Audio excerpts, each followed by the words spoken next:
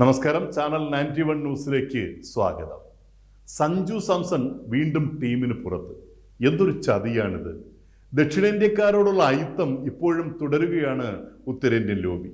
ഇന്ത്യയിലെ ഏറ്റവും നല്ല ക്രിക്കറ്റർമാരിൽ ഒരാൾ തന്നെയാണ് മലയാളത്തിൻ്റെ പ്രിയപ്പെട്ട സഞ്ജു.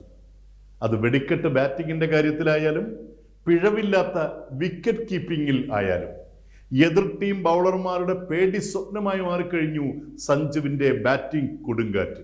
എന്നിട്ടും ഇന്ത്യൻ ടീമിൽ സഞ്ജുവിന് ഇടമില്ല. തീക്കാറ്റ് ബൗളറായിരുന്ന ശ്രീശാന്തിനെ ഇല്ലാത്ത കാരണങ്ങൾ പറഞ്ഞ് ഇന്ത്യൻ ക്രിക്കറ്റിൽ നിന്നും പുറത്താക്കിയത് മലയാളികൾ മറന്നിട്ടില്ല. തൻ്റെ കഴിവിൽ നല്ല ആത്മവിശ്വാസമുണ്ടായിരുന്ന ശ്രീശാന്ത് ആരെയും കൂസാത്ത, ഒരു അമിത വിനയവും കാട്ടാൻ അറിയാത്ത ക്രിക്കറ്ററായിരുന്നു. ശ്രീശാന്തിനെ നോർത്ത് ഇന്ത്യൻ ലോബികൾ ചേർന്ന് അഹങ്കാരിയാക്കി മാറ്റി. വാങ്ങാത്ത കോഴയുടെ പേര് പറഞ്ഞ് അച്ചടക്ക നടപടികളിൽ കുരുക്കി ഇന്ത്യൻ ടീമിൽ നിന്ന് പുറത്താക്കി. ഇതിപ്പോ സഹ പ്ലെയേഴ്സിനോടും എതിരാളികളോട് പോലും മാന്യമായി ഇടപെടുന്ന ഇന്ത്യൻ ടീമിന്റെ നട്ടല്ലാകാൻ കഴിവും പ്രാപ്തിയുമുള്ള സഞ്ജുവിനും ടീമിൽ ഇടമില്ലാതായിരിക്കുന്നു. സഞ്ജുവിനെ ടീമിൽ എടുക്കാത്ത കാരണങ്ങൾ കേട്ടാൽ വിചിത്രമാണ്. ആഭ്യന്തര ഏകദിന ചാമ്പ്യൻഷിപ്പായ വിജയ് ഹസാരെ ട്രോഫിയിൽ സഞ്ജു കളിക്കാത്തതാണ് മുഖ്യ കാരണമായി പറയുന്നത്. വിജയ് ഹസാരെ ടൂർണമെന്റിനായുള്ള കേരള ടീം പരിശീലന ക്യാമ്പിൽ സഞ്ജു പങ്കെടുത്തിരുന്നില്ല.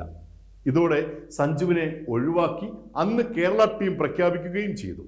ടൂർണമെന്റിൽ കളിക്കാൻ തയ്യാറാണെന്ന് സഞ്ജു വീണ്ടും മെയിൽ അയച്ചെങ്കിലും പ്രഖ്യാപിച്ച ടീം മാറ്റാൻ KCA അനുവദിച്ചില്ല.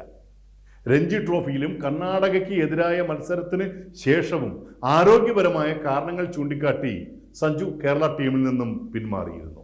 എന്നാൽ പിന്നീട് സയ്യിദ് മുഷ്താഖ് അലി 2020 ടൂർണമെന്റിലും കേരളത്തെ നയിച്ചത് ഇതേ സഞ്ജു തന്നെയാണ്. തൊലിക്കറുപ്പുള്ള ദക്ഷിണേന്ത്യക്കാരോടുള്ള വിരോധം അടുത്തിടെ തുടങ്ങിയതല്ല. അവരുടെ കണ്ണിൽ നമ്മളിപ്പോഴും രണ്ടാംകിട പൗരന്മാരാണ്, പ്രത്യേകിച്ചും സ്പോർട്സിൽ. യോഗ്യതയുടെ മാനദണ്ഡം നോർത്ത് ഇന്ത്യ, സൗത്ത് ഇന്ത്യ എന്ന തരംതിരിവിൽ ഒതുങ്ങുന്നു. ഒരേ ഒരു ഇന്ത്യ, ഒരൊറ്റ ജനത എന്നൊക്കെ ഉച്ചത്തിൽ വിളിച്ചു കൂമെങ്കിലും കാര്യത്തോടെടുക്കുമ്പോൾ നമ്മൾ അവർക്ക് അടിമകളാണെന്നാണ് ഭാവം. രാഷ്ട്രഭാഷയായ ഹിന്ദി അറിയാത്തവർ എന്നൊരു അപമാനവും നമ്മൾ കാലങ്ങളായി സഹിക്കുകയാണ്.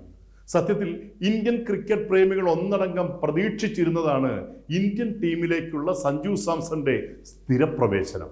അതിപ്പോൾ പാലം കടക്കുവോളം നാരായണ, പാലം കടന്നാലോ ഊരായണ എന്നതുപോലെയായി. പല അഭിമാന മത്സരങ്ങളിലും സഞ്ജു സാംസന്റെ പ്രകടനം ഉജ്ജ്വലമായിരുന്നു. വേഗത്തിൽ റണ്ണുകൾ വാരിക്കൂട്ടാൻ ശേഷിയുള്ള എതിരാളിയായ ഏതൊരു മികച്ച ബൗളറുടെ പന്തും സ്റ്റേഡിയത്തിന് പുറത്തേക്ക് പറത്താൻ കഴിവുള്ള സഞ്ജുവിനെ പുറത്തിരുത്തുന്നത് ടീമിന് വലിയ നഷ്ടമാണ് എന്നുള്ള സത്യം അറിയുന്ന അധികാരികൾ തന്നെയാണ് ഈ തെക്ക് വടക്കൻ ലോബിക്കളി നടത്തിയിരിക്കുന്നത്. ഒട്ടും യോഗ്യമല്ലാത്ത ഈ ടീം പ്രഖ്യാപനത്തിനെതിരെ സമൂഹ മാധ്യമങ്ങളിൽ വൻ പ്രതിഷേധം നടന്നുകൊണ്ടിരിക്കുന്നു. ചാനൽ 91 അതിശക്തമായി പ്രതിഷേധിക്കുകയാണ്. ദക്ഷിണേന്ത്യക്കാരനായി പോയത് കൊണ്ട് മാത്രം സഞ്ജുവിൻ്റെ ബാറ്റിംഗ് ശക്തിയെ കുറച്ചു കാണരുത്. ഇന്ത്യൻ ടീമിൽ ഉൾക്കൊള്ളിക്കണം സഞ്ജുവിനെ. അത്ഭുതങ്ങൾ നടക്കുക തന്നെ ചെയ്യും എന്ന് നമുക്ക് പ്രതീക്ഷിക്കാം.